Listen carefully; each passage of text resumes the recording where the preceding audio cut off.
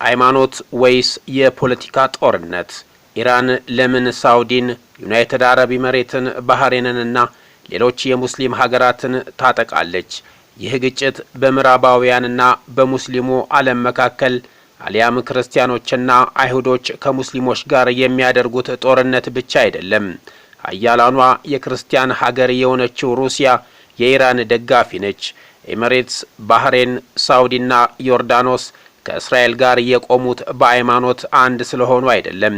ኢቫንጀሊካን ወይም የወንጌል አማኝ ናቸው የሚባሉት ትራምፕ የእስልምና እምነት ማዕከል ከሆነችው ከሳውዲ ጋር ተባብረው ከእስራኤል ጎን የቆሙት ሳውዲን ቸርች ላይ አግኝተዋት ተዋውቀው አይደለም። ብዙ ሰዎች የዚህን ጉዳይ እውነተኛ ገጽታ በተሳሳተ መንገድ እየተረዱት ይገኛሉ። ጦርነቱ አሜሪካን ፕላስ እስራኤል ከኢራን ጋር በሚል ብቻ የሚያዩት ብዙ ናቸው። ምንም እንኳን ይህ 100% እውነት ቢሆንም ከዚህ በስተጀርባ ግን ሌላ ትልቅ ሚስጥር አለ። ላዩን ሲታይ ፖለቲካዊ ይመስላል፣ ውስጡ ግን ኢኮኖሚያዊና የእስልምናውን ዓለም ለመምራት የሚደረግ ፍልሚያ ጭምር ነው። እውነታው ግን የሚከተለውን ይመስላል። በአንጻሩም የኢራን ስትራቴጂክ አጋር የሆኑት ቻይና፣ ሩሲያ፣ ሰሜን ኮሪያና ሌሎች ሀገራት በግልጽ ከኢራን ጋር እንደሚቆሙ አላረጋገጡም። በጠንካራ መግለጫም እስራኤልን አላወገዙም። ለምን የሚለውን በዚህ የሼልፍ ቲዩብ ፕሮግራማችን ዋና ዋና ሀገራትን አቋማቸውን ፈትሸን የምንመልሰው ይሆናል። አብራችሁን ቆዩ። መርጠን አናመሰግንም፣ ለይተን አንተችም።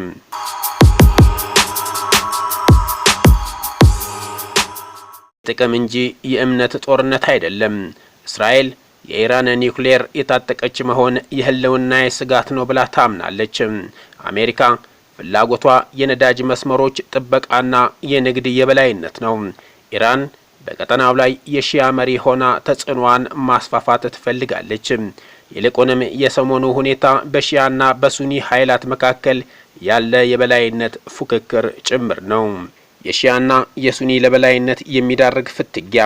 ይህ ግጭት ጂኦፖለቲካዊ ብቻ ሳይሆን ታሪካዊም ነው።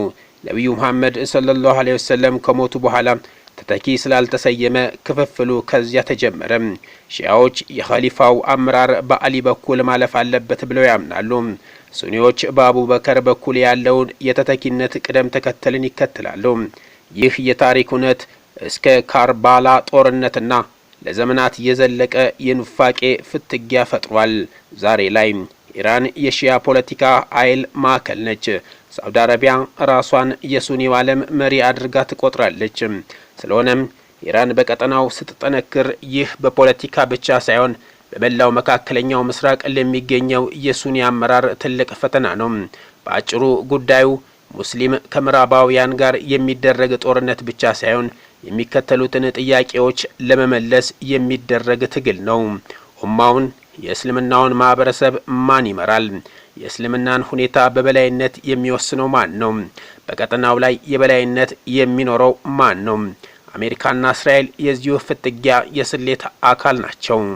ነገር ግን በቴህራንና በሪያድ መካከል ያለው የቆየ ባላንጣነት ከሁሉም በላይ የገዘፈ ነው። ኢራን ብትዳከም ሳውዲ አረቢያ ምን ትጠቀማለች? ምክንያቱም የኢራን መዳከም የሺአን ቀጠናዊ መስፋፋት ይገታል። በቀጠናው ያሉትን የኢራን ወኪል ኃይሎች ያዳክማል። የኃይል ሚዛኑን ወደ ሱኒ መሪዎች ይመልሳል። በኢራን ውስጥ የመንግስት ለውጥ ከመጣ የቀጠናው የስልጣን ተዋረድ ይቀየራል። ይህ ደግሞ አንዳንድ የአረብ ሀገራት በይፋ ከሚናገሩት በላይ የሚጠቀሙበት ጉዳይ ነው። የአረብ ሀገራት ከኢራን በተቃራኒ መቆም ችላ ያሉት ያለው ሌላው ነጥብ ይህ ነው። ጉዳዩ የእስልምና ዓለም ከምዕራባውያን ጋር የሚደረግ ጦርነት ብቻ ቢሆን ኖሮ በሁሉም የእስልምና ሀገራት ግዙፍ ህዝባዊ ተቃውሞዎች ይታዩ ነበር። ነገር ግን አስተውሎ በሳውዲ አረቢያ፣ በተባበሩት አረብ ኤሚሬትስ ዩኤኢ፣ በኳታር፣ በዮርዳኖስ፣ በግብጽ ወይም በባህሬን የታየ ሰፊ የኢራን ተቃውሞ ተፈጥሯል። በአንጻሩ ተቃውሞቹ የታዩበት በህንድ አንዳንድ ክፍሎች፣ በፓኪስታን በአንዳንድ ምዕራባውያን ከተሞችና በሺያ አብዛኛው በሆነባት ኢራቅ ውስጥ ነው። ይህ ክርስቲያኖችና አይሁዶች ከሙስሊሞች ጋር የሚደረግ ጦርነት ብቻ አድርጋችሁ ካሰባችሁት እውነቶቹን እየፈጠሩ ያሉት የውስጥ ስንጥቆች ሳታዩ ቀርታችኋል ማለት ነው። ይህ ግጭት ኢኮኖሚያዊ ተጽዕኖ፣ የነዳጅ ቁጥጥርና እንዲሁም የመካከለኛው ምስራቅን ወደፊት በበላይነት ለመምራት የሚደረግ ጦርነት ነው።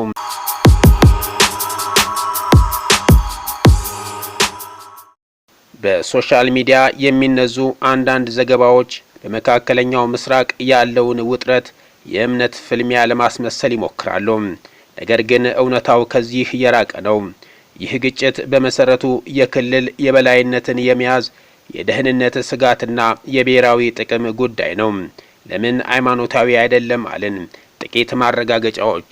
ሩሲያና የኢራን ወዳጅነት። ሩሲያ የኦርቶዶክስ ክርስቲያን እሴት ያላት ሀገር ብትሆንም በመካከለኛው ምስራቅ ግን ከእስራኤል ይልቅ ለእስላማዊቷ ኢራን ጋር እጅና ጓንት ሆና ትሰራለች። ለምን? ሃይማኖታቸው ስለሚመሳሰል ሳይሆን አሜሪካን ለመገዳደር ያላቸው የጋራ ፖለቲካዊ ፍላጎት ስለሚያገናኛቸው ነው። የሩሲያ ወቅታዊ ትኩረት ከዩክሬን ጋር የገባችበት ጦርነት ነው። በኢራን እስራኤል ግጭት ውስጥ ተጨማሪ ወታደራዊ ተሳትፎ የማድረግ ሸክሙ ይከብዳታል። ምንም እንኳን ኢራን ድሮኖችና ባላስቲክ ሚሳይሎችን በማቅረብ ተጠቃሽ ድጋፍ ብታደርግላትም ሩሲያ በግልጽ ከጎኗ መቆም የምትችልበት ነባራዊ ሁኔታ ላይ አይደለችም። በተጨማሪም በሩሲያ ዩክሬን ጦርነት ገለልተኛ አቋም ከያዘችው እስራኤል ጋር ያላት ዲፕሎማሲያዊ ግንኙነት አመድ ማልበስን አትሻም። ከምዕራቡ ዓለም ጋርም ቀጥተኛ ተጨማሪ ግጭት ውስጥ መግባትና ማዕቀብ እንዲጣልባት አትፈልግም። ይህን ታሳቢ በማድረግ ሩሲያ ከኢራን ጋር የጋራ መከላከያ ስምምነት ለመፈረም ፈቃደኛ አልሆነችም። ይህም ትብብራቸው ገደብ እንዳለው ያሳያል። በሌላ በኩል ደግሞ ሩሲያ ከሳውዲ አረቢያና ከተባበሩት አረብ ኤሚሬትስ ጋር ያላትን ግንኙነት አስጠብቃ ማስቀጠል ትፈልጋለች። እነዚህ ሀገራት እስራኤልን ባይደግፉ እንኳን በበርካታ ምክንያቶች የኢራን ወታደራዊ አቅም እንዲተነፍስ የሚፈልጉ ናቸው። በምንም ሁኔታ ኢራን ኒውክሌር እንድትታጠቅ የማይመኙ ናቸው። ስለዚህ ከኢራን ጋር በቀጥታ የሚሰለፍ ሀገርን ማየት አይሹም። አሁን ላይ የክሬምሊን ባለስልጣናት በሩሲያ የሚገኙ የእስራኤል ዜጎች በአስቸኳይ ከሀገሪቱ እንዲወጡ ወይም እንዲባረሩ የሚል ትዕዛዝ አስተላልፋለች። ይህ የሞስኮ ውሳኔ በሁለቱ ሀገራት መካከል ለዓመታት የቆየውን ግንኙነት እጅግ አስከፊ ደረጃ ላይ ያደረሰው ሲሆን በተለይም እንደ አውሮፓ አቆጣጠር በየካቲት 2026 አሜሪካና እስራኤል በኢራን ላይ የሰነዘሩትን ጥቃት ተከትሎ የመጣ የበቀል እርምጃ ተደርጎ ተወስዷል። ለዚህ ማባረር እንደ ምክንያት የተጠቀመችው በዚህ ዓመት መጀመሪያ ላይ ተግባራዊ የተደረገው አዲስ የማባረር የተባለ ሕግ ነው።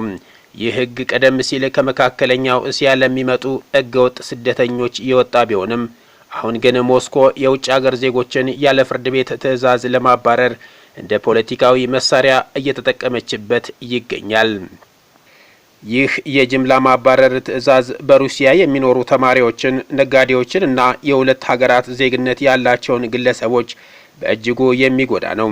የሰብአዊ መብት ተሟጋች ድርጅቶችና እንደ ጁዊስ ኤጀንሲ ያሉ ተቋማት ዜጎች ሀገር ለቀው በሚወጡበት ወቅት የሚያጋጥሟቸውን የትራንስፖርትና የደህንነት ችግሮች ለመፍታት ጥረት እያደረጉ ቢሆንም በሺዎች የሚቆጠሩ ሰዎችን በአጭር ጊዜ ውስጥ ለማስወጣት ያለው የሎጂስቲክስ ፈተና እጅግ ከፍተኛ ሆኗል።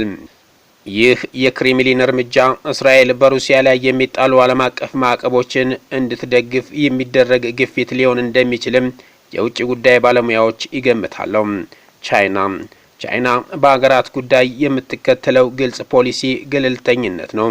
በመካከለኛው ምስራቅ ጉዳይ የምትከተለው አቋምም ፖሊሲዋን የሚጠብቅና የሚያንጸባርቅ ነው። በተጨማሪም ከሳውዲ አረቢያ ከእስራኤልና ከሌሎችም የባህረ ሰላጤው ሀገራት ጋር ኢኮኖሚያዊ ግንኙነትና ዲፕሎማሲያዊ ግንኙነት አላት። እንደ አውሮፓ አቆጣጠር በ2023 ቻይና ኢራንንና ሳውዲ አረቢያን ያስታረቀችው ከሁለቱም ሀገራት የነበራትን ዲፕሎማሲ ግንኙነት በመጠቀም እንደነበር ግልጽ ነው። ስለሆነም ለኢራን ወግና ግልጽ አቋም መያዝ ከነዚህ ሀገራት ጋር ያላትን ግንኙነት ሊያበላሽ ይችላል።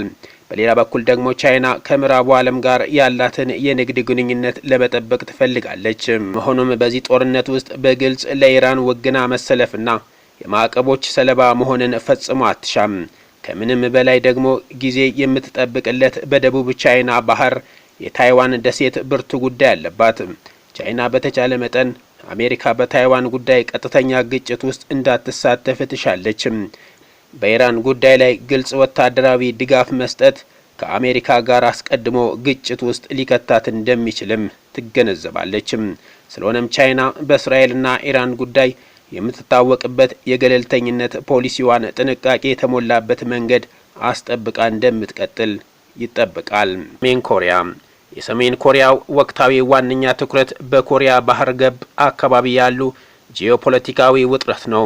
በመሆኑም ከኢራን ጋር ያላት ትብብር ከጦር መሳሪያና ከቴክኖሎጂ ልውውጥ በላይ አይሆንም። በሌላ በኩል ደግሞ ከደቡብ ኮሪያና ከአሜሪካ ጋር ሰጣ ገባ ውስጥ ባለችበት በዚህ ወቅት ከእስራኤል ጋር የሚያጋጫት ተግባር ላይ መሳተፍ አትፈልግ። ከኢራን ጋር ያላት ግንኙነትም በተለይ በጦር መሳሪያና በኒውክሌር ቴክኖሎጂ ላይ ያተኮረ ነው። ነገር ግን በኢራን እስራኤል ግጭት ውስጥ ቀጥተኛ መሳተፍ ተጨማሪ ዓለም አቀፍ ማዕቀቦች እንዳያስከትልባት ትሰጋለች። ይህ በእንዲህ እንዳለ ኔታንያሁ ኢራንን ከሰሜን ኮሪያ ጋር አነጻጽሯል። ጠቅላይ ሚኒስትር ኔታንያሁ ባስተላለፉት የቪዲዮ መልእክት ኢራን ለዓለም ሰላም ካላት አደገኝነት አንጻር 50 ሰሜን ኮሪያዎችን ትሆናለች ሲሉ ገልጸዋል። እንደ ኔታንያሁ ገለጻ ሰሜን ኮሪያ የኒውክሌርና የባላስቲክ ሚሳኤል አቅም ቢኖራትም እንደ ኢራን ግን ሞት ለአሜሪካ የሚል ግልጽ የጥፋት ርዕዮተ ዓለም አትከተልም። ቤንያሚን ኔታንያሁ ኢራን የአሜሪካንና የእስራኤልን መጥፋት እንደ ዋና ግብ ይዛ የተነሳች በመሆኑ አጥፊነቷ ከሰሜን ኮሪያ በብዙ እጥፍ ይበልጣል። የሰሜን ኮሪያ ምላሽ እስራኤልን ለማጥፋት አንድ ሚሳኤል ይበቃል። የኔታንያሁ ንግግር ያልተዋጠላቸው የሰሜን ኮሪያው መሪ ኪም ጆንግ ኡን ለቴህራን ያላቸውን ወታደራዊ ድጋፍ ከአፍ በማያልፍ መልኩ አስፈራርተዋል። እስራኤልን ከዓለም ካርታ ላይ ለማጥፋት አንድ ሚሳኤል ብቻ በቂ እንደሆነ የገለጹት መሪው አስፈላጊ ከሆነም የላቁ ሚሳኤሎችን ለኢራን ለማቅረብ ዝግጁ መሆናቸውን አስታውቀዋል። በአጠቃላይ እነዚህ ሀገራት ከኢራን ጋር ያላቸው ግንኙነት በዋናነት በቴክኖሎጂ በኢኮኖሚያዊና በወታደራዊ ጥቅሞች ላይ ያተኮረ ነው። ግልጽ ወታደራዊ ትብብር ወይም አጋርነት ላይ የተመሰረተ አይደለም። በእርግጥ ከሩሲያ ጋር የጦር መሳሪያ አቅርቦትን ያካተተ ስምምነት ቢኖራቸውም ሩሲያ ከራሷ የሚተርፍ በቂ አቅርቦት ይኖራታል ተብሎም አይጠበቅም። በተጠቀሱትና በተያያዥ ምክንያቶች ከኢራን ጎን እንደሚቆሙ የሚታሰቡ ፈርጣማ ሀገራት በኢራን እስራኤል ግጭት ውስጥ ተለሳልሰው ታይተዋል። በግልጽ መሳተፍ የግጭቱን መጠን ከማስፋትና ከማወሳሰብ ባለፈ ከአሜሪካና ከሌሎች የምዕራባውያን አገሮች ጋር ቀጥተኛ ግጭት ውስጥ እንደሚከታቸው ግልጽ በመሆኑ ጥንቃቄና መታቀብን መርጠዋል።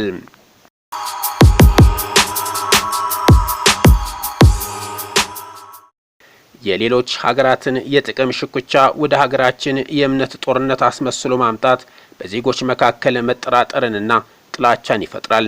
በፖለቲካ ውስጥ ቋሚ ወዳጅና ቋሚ ጠላት የለም፣ ያለው ቋሚ ጥቅም ብቻ ነው።